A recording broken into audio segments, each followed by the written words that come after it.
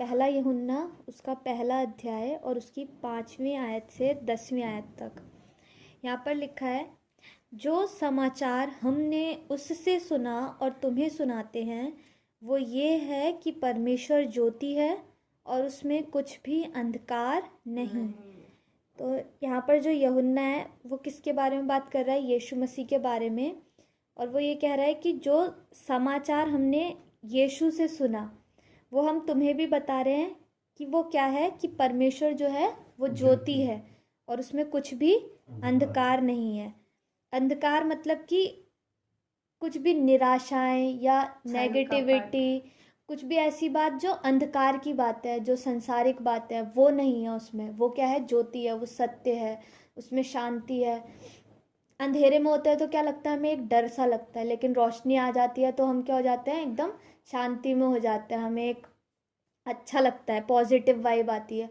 तो वैसे ही कि परमेश्वर भी क्या है, परमेश्वर में कुछ भी अंधकार नहीं है, यानी कि कुछ भी नेगेटिविटी नहीं है या कुछ भी ऐसा नहीं है जो गलत हो, है ना। सारे गलत काम लोग क्या करते हैं? अंधेरे में ही करते हैं, अंधेरे का सहारा लेते हैं। कोई चोरी कर रहा है तो वो क्या लेगा? अंधेरे का सहारा, कि अंधेरे में करूँगा मैं चोरी, है ना। कोई किसी की हत्या कर रहा है तो वो अंधेरे में करेगा। लेकिन दिन में जो काम होते हैं वो क्या होते हैं? सही सही करने की लोग कोशिश करते हैं। और जो लोग गलत काम करते हैं वो क्या करते हैं? रोशनी से डरते भी हैं कि हम सारे काम क्या कर लें? रात ही रात में कर लें, अंधेरे अंधेरे में कर लें, ताकि कोई हमें देखे नहीं। लेकिन परमेश्वर का वचन कहता है कि परमेश्वर क्या है? ज्योति है। और 6ठी आयत में लिखा है, यदि हम कहें कि उसके साथ हमारी सहभागिता है और फिर अंधकार में चलें तो हम झूठे हैं और सत्य पर नहीं चलते। यानी कि वही कि हम कह रहे हैं कि हम और परमेश्वर के साथ हमारी सहभागिता है, भाई हम तो ईसाई हैं या हम तो मसीह हैं, हम तो खुदा के मानने वाले हैं, और फिर भी हमारे कामों से मसीह नहीं दिखाई दे रहा। हमारे कामों में क्या है? झूठ है, फरेब है, छल है, लोग किसी को ठगने की बात है, किसी को किसी का नुकसान है, किसी का मजाक है, हम ठट्टा उड़ा रहे, कुछ भी ऐसी बातें हैं।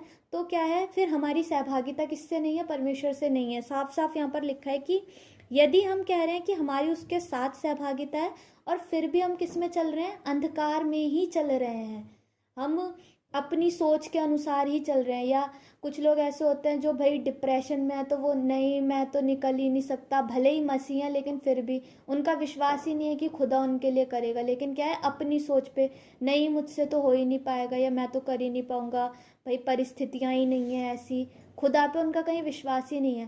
तो वचन कह रहा है कि यदि तुम ऐसे कर रहे हो कि तुम अंधकार में चल रहे हो तो क्या है? तुम झूठे हो, है ना। हम झूठे हैं, लिखा है कि यदि हम चल रहे हैं अंधकार में तो हम क्या हैं? झूठे हैं और हम सत्य पर नहीं चलते, क्योंकि सत्य क्या है? यीशु है। हम फिर उसमें नहीं है, हम यीशु में नहीं है। 7वें आयत में लिखा है, पर यदि जैसा वो ज्योति में है वैसे ही हम भी ज्योति में चलें तो एक दूसरे से सहभागिता रखते हैं और उसके पुत्र यीशु का लहू हमें सब पापों से शुद्ध करता है। अब यहाँ पर है कि जैसा वो ज्योति में है हम भी ज्योति में ही चले। कई बार हो सकता है कि हमसे गलतियां भी हों, लेकिन हम क्या करें? उन गलतियों को मान लें, क्योंकि आगे क्या लिखा है कि उसके पुत्र यीशु का लहू हमें सब पापों से शुद्ध करता है। तो यदि अगर हम गलतियां भी कर रहे हैं लेकिन हम क्या कर रहे हैं? सही राह पर चल रहे हैं। अगर हमसे गलतियां भी होंगी तो हम क्या करेंगे? उन्हें मान लेंगे। कुछ लोग क्या करते हैं? अपनी गलती को छुपाने के लिए एक के बाद एक झूठ, एक के बाद एक झूठ। लेकिन अगर हम सही सही राह पर चल रहे हैं, अगर हमसे कोई गलती भी होती है, हमसे कोई गुनाह भी होता है, तो हम क्या करेंगे? उसे मान लेंगे कि हाँ हमसे गलती हुई है। और हमारे पापों को क्षमा करने के लिए क्या सामर्थ्य है? यीशु का लहू। और कोशिश करें कि हमसे जो गलतियां हुई हैं या जो गलती हमसे अनजाने में हो गई, हमसे जानबूझ के भी हो गई, हम उसे मान लें और मानने के बाद फिर दोबारा नहीं करें। ये नहीं कि यीशु का लहू हमें शुद्ध करता है तो हमें लाइसेंस मिल गया कि हम गलतियां करते जाएं, लेकिन हम उनको मान लें और अपनी ज़िंदगी को खुदा से वो ताकत मांगे कि खुदा बाप आप हमें वो ताकत दें कि हम सही राह पर चल सकें, हम आपके बताए रास्ते पर चल सकें, है ना। क्योंकि वचन कहता है कि परमेश्वर है जो निर्बल को क्या देता है? बल देता है। भजन संहिता में लिखा है कि वो मनुष्य की सृष्टि जानता है कि वो निर्बल ही है, इसलिए वो क्या करता है? अनुग्रह करता है। तो परमेश्वर का अनुग्रह इसलिए क्योंकि वो जानता है कि हम निर्बल हैं, हमसे गलतियां हो सकती है, लेकिन हम क्या करें? उन गलतियों को मान लें और खुदा बाप से अनुग्रह मांगे ताकि हम सही राह पर परमेश्वर के साथ साथ चल सके। 8वीं आयत में लिखा है, यदि हम कहें कि हम में कुछ भी पाप नहीं तो अपने आप को धोखा देते हैं और हम में सत्य नहीं। अगर हम कहें नहीं भाई हम, मतलब बहुत सारे लोग होते हैं ना, हमने किया ही क्या है, हमारी तो कोई गलती ही नहीं है, भले ही वो गलत भी होंगे लेकिन फिर भी अपनी गलती को नहीं मानेंगे कि नहीं हम तो नहीं करते, है ना। या हम उनसे सवाल करें तो वो दूसरा उल्टा जवाब कि नहीं भाई हमने तो नहीं किया है, तुम्हें कौन कह रहा है, या ऐसे ना बहुत सारे लोग होते हैं कि अपनी गलती को जल्दी करके नहीं मानते हैं। तो वो एक अच्छी आदत नहीं है। वचन कह रहा है कि अगर हम कहें कि हम में कुछ भी पाप नहीं है, अगर हम कहें नहीं हम तो बहुत धर्मी है ना, तो अपने आप को क्या दे रहे हैं, हम धोखा दे रहे हैं। क्यों दे रहे हैं, इसमें ऐसा क्यों नहीं लिखा कि हम किसी और को धोखा दे रहे हैं, अपने आप को ही क्यों धोखा दे रहे हैं? क्यों? क्योंकि अगर हम अपने आप में ये सोच के चलेंगे कि भाई मैं तो बहुत धर्मी हूँ, मेरे अंदर तो कोई कमी नहीं है, तो हम अपने आप को बनाने की कोशिश भी नहीं करेंगे। और जब हम वैसे ही चलते रहेंगे तो क्या होगा, हमारा ही नाश होगा उससे, है ना। उससे किसी और का नाश नहीं होगा या किसी और पे कोई फर्क नहीं पड़ेगा, लेकिन उससे किसका नाश होगा, हमारा ही नाश होगा अगर हम अपने आप को बदलेंगे नहीं। क्योंकि वचन ऐसा बताता है, पौलुस कहता है कि हम मसीह की पहचान में अंश अंश करके बदलते जाते हैं। जब पौलुस, पतरस, ये लोग ये सब चीज़ें इतने उससे लिखते हैं, इतने बड़े बड़े ऐसे लोग जो जिनकी परछाई पड़ने से मुर्दे जिंदा हो जा रहे हैं, इतने बड़े बड़े आश्चर्य कर्म हो रहे हैं, वो भी कह रहे हैं कि हम अंश अंश करके बदलते जा रहे हैं। वो भी कह रहे हैं कि हाँ अभी मैं पूर्ण रीति से नहीं पा चुका हूँ, लेकिन उस पदार्थ को पाने के लिए दौड़ा चला जाता हूँ। तो हम लोग तो कहीं भी नहीं है ना। हम लोग को क्या करना है, हम लोग को भी ये नहीं कि हम अपने पापों को नहीं माने या हम अपने आप को सोचे कि हम बहुत धर्मी हैं, पर हमें ये मानना है कि हाँ हमसे गलतियाँ होती हैं, अगर होती हैं तो, और अपने आप को परमेश्वर के आकार में जैसा वचन कहता है वैसे ढालना है। ये नहीं कि कोई इंसान क्या कह रहा है, कोई पास्टर क्या कह रहा है, तुम ऐसे बन जाओ या ऐसे बन जाओ, नहीं। आपको वचन क्या कह रहा है, वचन की सुनो। अगर वचन में जो चीज़ लिखी है उस चीज़ को करो। अगर वचन में लिखा है झूठ नहीं बोलो तो मत बोलो, है ना। वचन में जो चीज़ लिखी है वो नहीं करो और वचन के अनुसार अपने आप को बनाओ। तो अगर हम अपने आप को बनाएंगे, अपने आप को बदलते जाएंगे, तो क्या नहीं करेंगे, अपने आप को धोखा नहीं देंगे। और अगर हम अपने आप को सोचेंगे नहीं भाई मैं तो बहुत बड़ा संत हूँ, मेरे से अच्छा कोई है ही नहीं दुनिया में, तो हम किसको धोखा दे रहे हैं, अपने आप को ही धोखा दे रहे हैं और किसी को धोखा नहीं दे रहे। फिर लिखा है और हम में सत्य नहीं, अपने आप को धोखा दे रहे हैं और हम में सत्य नहीं। सत्य कौन, यीशु। हम में यीशु ही नहीं है फिर, क्योंकि वचन ऐसा बताता है कि वचन जो है वो दर्पण है, वचन यीशु है। तो जब यीशु हमारी ज़िंदगी में आता है ना, तो शीशे में ना अगर हमारे मुंह पे कुछ लगा है हमें ऐसे पता नहीं चलेगा, लेकिन शीशे के सामने जाएंगे हमें पता चलेगा कि हमारे अंदर हम में क्या कमी है या हमारे मुंह पे क्या लगा, हम उसे साफ कर पाएंगे। तो अगर हमारी ज़िंदगी में गंदगी है ना, तो जब हम यीशु के पास आते हैं, हम सत्य के पास आते हैं, हम वचन के पास आते हैं, तो हमें वो गंदगियाँ भी दिखाई देती हैं और हम क्या करते हैं, अपनी उन गंदगियों को साफ करते हैं। तो अगर हम अपने आप को, अगर कोई ऐसा है, हम ही ऐसे है कि हम अपने आप को बहुत धर्मी मान ले रहे हैं, हम कह रहे हैं हम में कोई पाप नहीं है, तो हम अपने आप को ही धोखा दे रहे हैं और हम में यीशु भी नहीं है। क्योंकि अगर यीशु है तो फिर हम अपनी गंदगियां हमें दिखाई देंगे और हम उन गंदगियों को दूर करने की भी कोशिश करेंगे। और अगर हमसे नहीं हो पाएंगी तो हम दुआ करेंगे कि खुदा आप हमें सामर्थ्य दो ताकि हमारी ये गंदगी निकल सके। एक दिन में नहीं बदल जाता है कोई भी, क्या लगता है, टाइम लगता है। तो वही चीज़ है कि हम अपने आप को धोखा नहीं दें, पर अगर जो हमारी गलतियां हैं, जो हमारे अंदर कमियां हैं, उनको वचन में ढूंढें कि हम में क्या है, हम उस वचन के अनुसार चलें, सत्य में चलें, यीशु में होकर के चलें।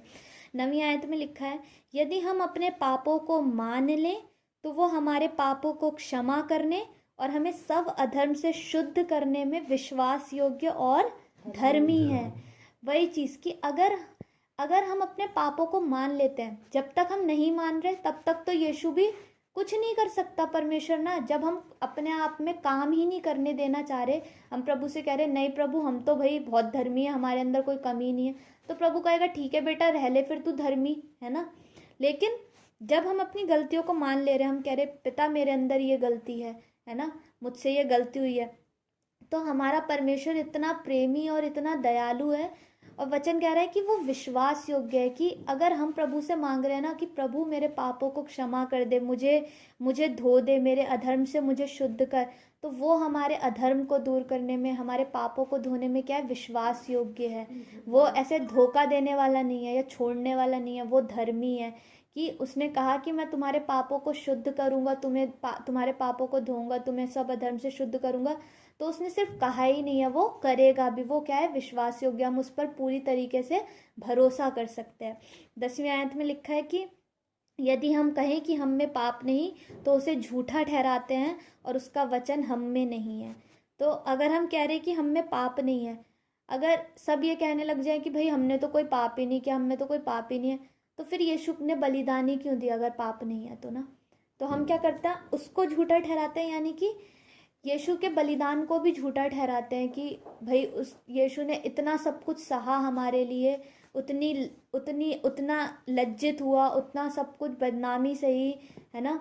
तो किसके लिए सही फिर अगर हम पाप में ही नहीं है तो, अगर हमें छुटकारे की ज़रूरत ही नहीं है तो क्यों किया यीशु मसीह ने छुटकारा।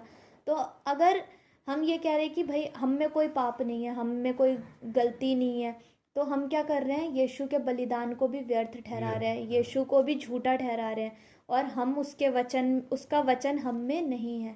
वही कि यीशु की बात ही नहीं है फिर हमारे अंदर, उसका वचन ही नहीं है हमारी ज़िंदगियों में।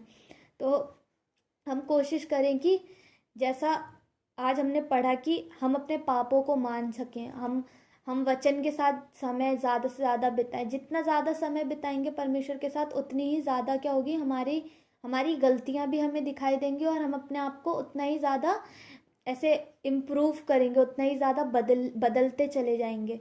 तो परमेश्वर हमारी ज़िंदगियों में काम करें और हमें बदले और अपने सांचे में डाले। तो परमेश्वर के वचन के द्वारा हम सभी को आशीष मिले, प्रभु यीशु मसीह के नाम में, आमीन।